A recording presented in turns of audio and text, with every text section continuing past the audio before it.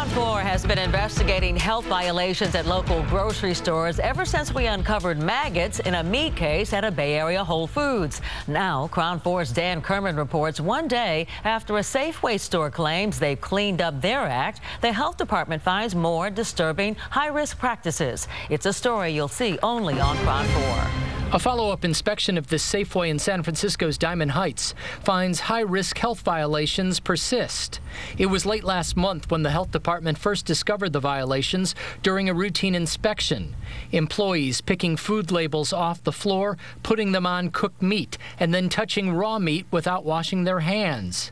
Inspectors also found unclean or improper sanitizing of food surfaces and utensils, and hot and cold food being kept at unsafe temperatures. The violations are high risk, therefore there's a higher chance of foodborne illness. When the inspection was completed, this Safeway got a score of only 66 out of a possible 100. This is probably in the lower 5% of the food facilities that we inspect. When contacted, Safeway issued a statement saying the concerns raised at the Diamond Heights store centered on two areas: proper equipment operating temperature and employees following our policies and procedures.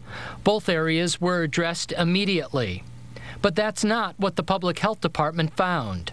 On Wednesday, the health department returned to this Safeway some 15 days after their initial inspection. What did they find? Well, it's all here in this report.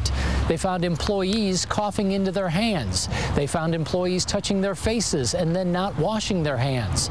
They found food being held at improper temperatures. And they found food surfaces and utensils not being sanitized properly. San Francisco's public health officer says coming back 2 weeks later and having that occurring is not good. He plans to meet with inspectors Friday to determine the department's next course of action. The Public Health Department says this Safeway continues to score lower than all other Safeways in San Francisco.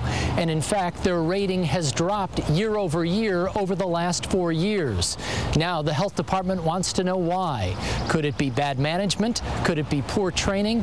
They don't know at this point, but they say they're going to find out. In San Francisco, Dan Kerman, KRON 4 News. When confronted with this follow-up report, Safeway sent us a news statement saying, quote, "A number of issues noted on 4/22/14 were addressed and corrected. As to issues raised yesterday during Wednesday's inspection, additional steps have been taken with individual employees as appropriate, up to and including disciplinary action." Safeway also says some additional equipment has been taken out of service, and the store will begin monitoring hot and cold food units on an hourly basis instead of twice daily. This morning, Safeway also dispatched a team of experienced professionals to further train the store team and monitor and confirm that all issues are resolved. Safeway also wants it known that the number of violations found at this store are unacceptable and not representative of our San Francisco stores overall.